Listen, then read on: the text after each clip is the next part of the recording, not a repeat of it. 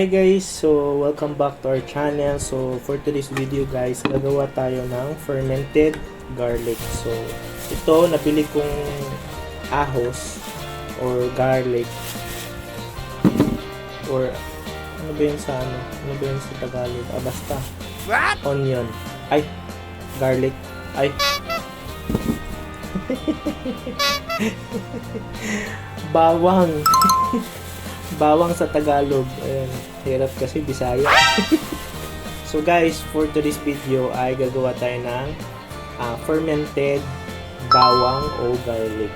Ayan. So good for the heart, good for sa may mga high cholesterol, ganyan. With our organic honey. Wow. From Mount Banahaw. Ayan guys. So meron silang TikTok, Don Galapong. Check nyo yung mga honey nila guys. Napakasarap. Ito solid. Napakasarap. Antioxidant din yan guys yung honey. Sarap. Merong tumulos gilid. Ayan. So, yan guys. Gagawa tayo ng fermented garlic. And 3, 2, 1 time lapse.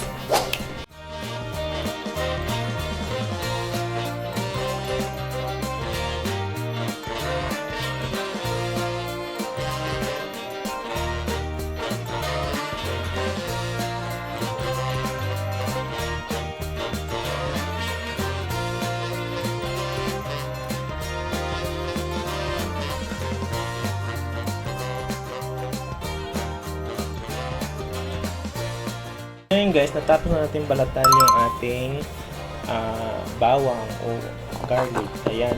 So, ang gagawin natin, lalagay natin siya dito sa jar na to. So, bago ko siya lalagay sa jar guys, bubutasan ko muna siya guys. Ayan, isa-isa. Para mabilis yung fermentation niya. Mabilis yung manuot yung honey. Ayan.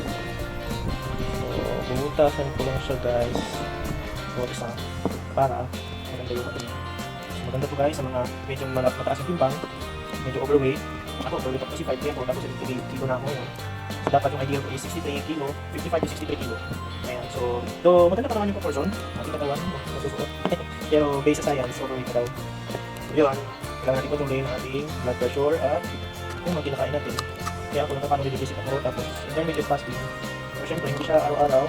May mga araw din nainom tayo, heart, or yung beer, or yung glycinate, or basta mga hard.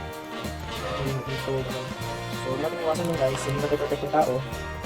So, yung mga ano talaga na araw na ano tayo, masikip. Ay, vulnerable sa temptation sa mga pagkain, ano, yung mga ano guys. So, maganda to guys, pag hindi mo siya agad yung mga sabihin sa kanya, kasi yung alisin niya ay lalabas. So, ganyan siya nakalabas lang yung lalabas yung alisin niya. Medyo nakapagod lang magbalat ng ano no, bawang. Nanganganin yung kamay sa kaka. So, nanganganin yung tapusin guys. Hindi na lang. Nanganganin kasi.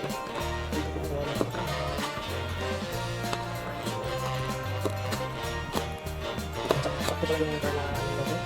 Sakto yung car. So ito yung in-advise sa atin guys, may doon kong store sa TikTok. Happy ko lang guys, super natural at napaganda yung mga quality ng malakit. So yan guys, ito yung nagawa natin. Ito yung nagawa natin. Picture ko na. So ito yung nagawa natin, almost puno. Okay yan. Tapos Mount Banahaw Dark Honey, Raw and Wild. Ayan. So ngayon guys, bubuhusan na natin siya. Ayan. Dapat naka-level talaga siya sa may ano, so, lagyan natin guys. Tapos lagyan ko din ng isang kutsarang apple cider vinegar para maganda yung fermentation niya at yung sugar niya na ano niya. Pababa lang natin siya guys.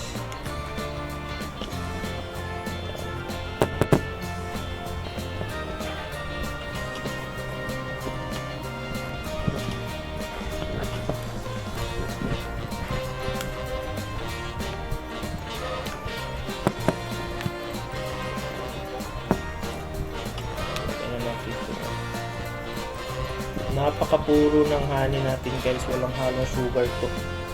Wild honey to guys, from Mount Banahaw. Yung unang nabili ko guys, naku, masakit sa ngalangala pag iniinom mo. Ito, hindi masakit sa ngalangala guys, hindi ka magkakatonsil. Kasi yung honey niya ay napaka-organic. Lagyan na natin lahat guys, hanggang sa pinakaibaba. Kasi para ma-mix siya ng maayos. Yan, kasi puro kasi yung honey natin kaya hindi siya watery. Yan. Okay. Dami pang honey.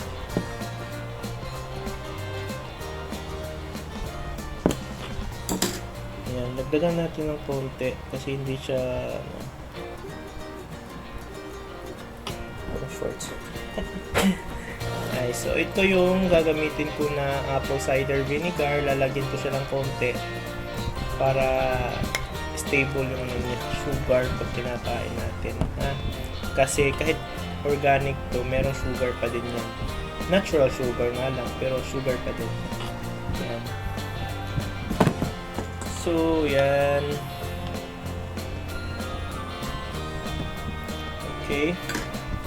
Lagyan lang natin ng konti guys. Konti lang.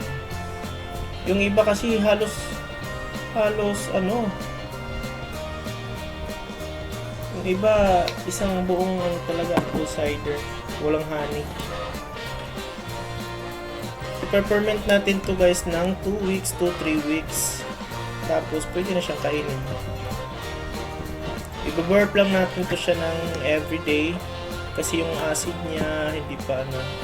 So i-burp lang natin siya guys. Well, ano pa yung component niya, parang sa alisin, yun yung nagpapaano naglalabas ng gas. Yan.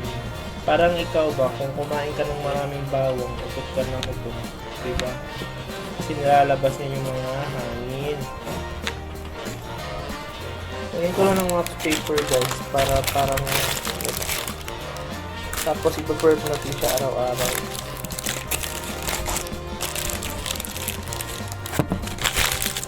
Ayan. Ayan guys. Tatabi lang natin to. Ayan. Buksan lang natin siya. I-burp lang natin siya everyday. Ayan na guys. Tapos na. Thank you so much for watching. Ayan, so maraming salamat.